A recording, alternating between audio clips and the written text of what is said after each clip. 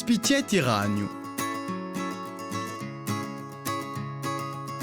Pa pure fa spicchietti ragno ti ci vuole 2 bicchieri di plastico, un foglio di carta nera o 2, mini, filo nero, un coltello e un cutter, una pistola in coda e tesura.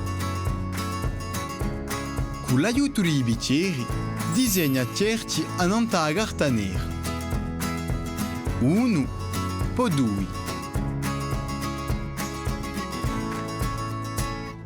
Tagliali coi tesura.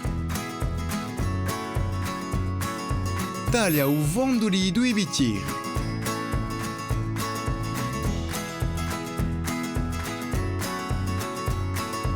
Piglia i cerchi neri, mettili in coda a nanta il fondo dei bicchieri e appiccicaci i cerchi di carta. A nanta la carta nera disegna di nuovo 2 cerchi e una striscia tra i 2. Taglia i spicchietti, mettili in coda indietro ai contorni dei bicchieri e appiccicali a nanta i spicchietti. Taglia 2 strisce di larghezza del plastico e appiccicali a nanta. Disegna parecchi zampi a nanta la carta nera.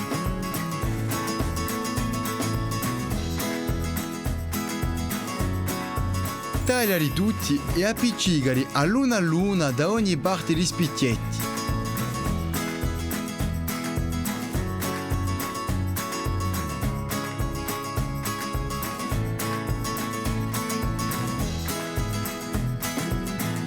Per compia, appiccica il filo da ogni parte e assicuralo con una striscia rete di carta nera.